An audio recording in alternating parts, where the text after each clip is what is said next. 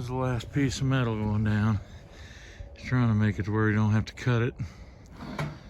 And I think it'll work out. I think. It's really been a little bit breezy still to get the insulation to stay stuck down, but it did it, so. So we had about a third of it up before we started. It was a hair after 10 o'clock and it's 5 minutes after 12 and they're getting off of the roof. Got all of the sheets put down, all insulation underneath all of them, and it looks pretty good. It's that insulation's hard to deal with because our purlins are so far apart, but it'll do what we were wanting it to do, I'm pretty sure. And we put a bunch more of it on the roof than what we had to. The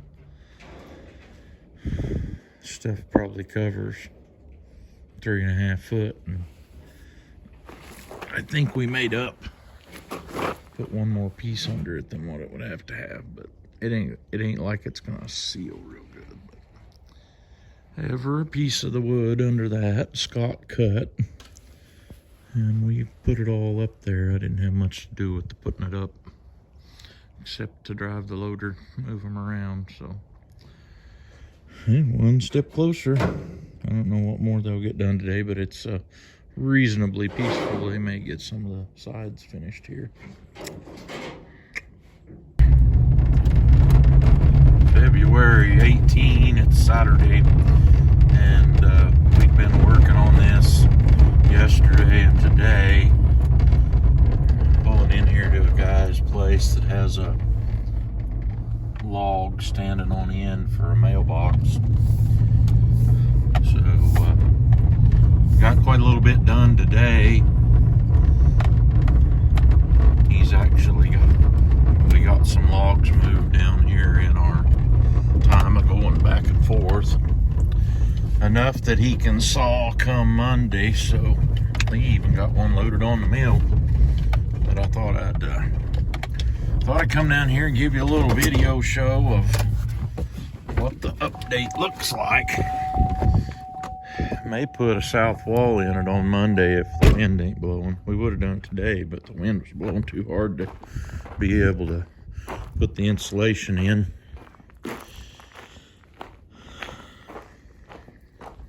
That insulation is a real good thing, but it's a real headache kind of to put on.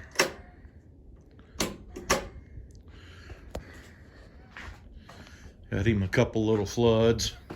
That back here needs adjusted pretty bad, but he probably won't use them very much. We're thinking about putting some other lighting in. The mill sets over a conveyor that's down in a notch there, so that all that junk that's so difficult to clean out from underneath it will go down and out.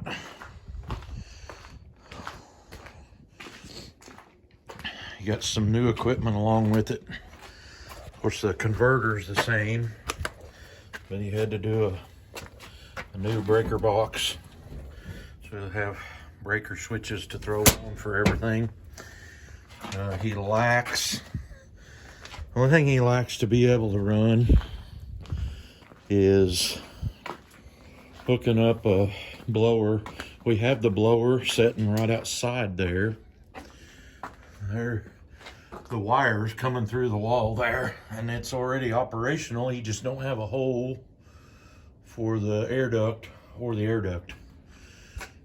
So and some of you might be wondering if you're a guy who knows anything about these newer Wood-Mizer LT40s, they use a Caterpillar track, what I've called it.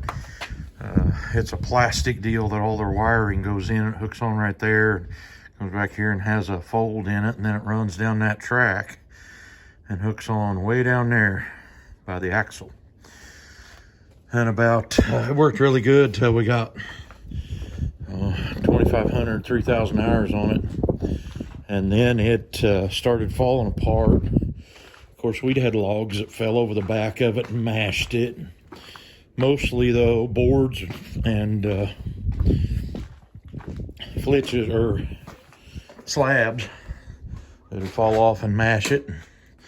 So those things tore it all up. Wood Miser wanted, I didn't even remember, it was over $100 a link. They wouldn't sell you the whole thing. Over $100 a link to buy it back new. So we didn't do that. We've got our wires, including the lead wire that powers it, hanging from a cable on rollers, pulleys that run back and forth with it. And it works very well.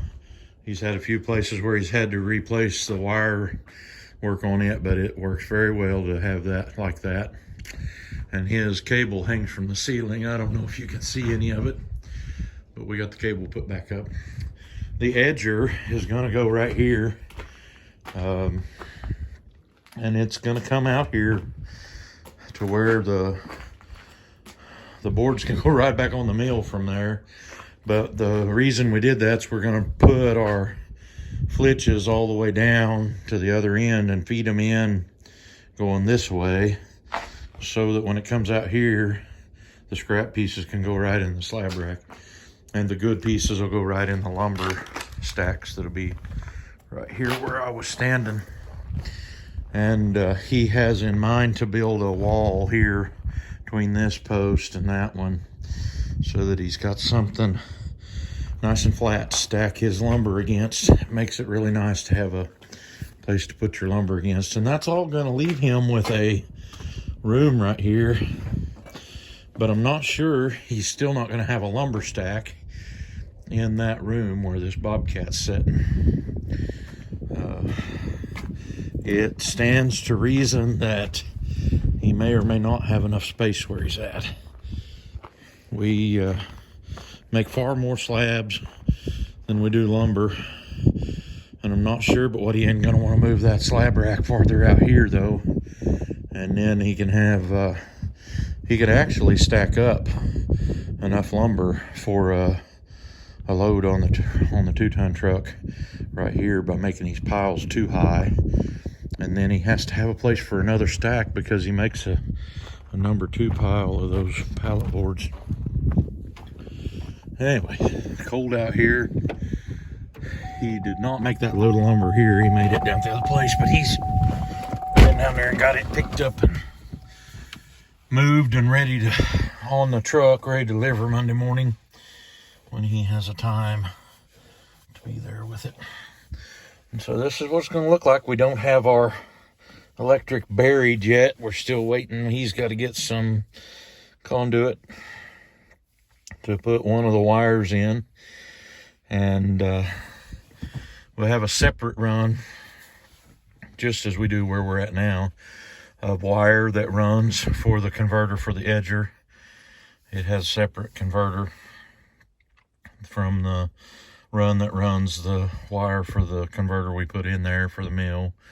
And then the 110 and 220, he's got enough power on that box to make some outlets for fans, so we can have a fan or two down here blowing.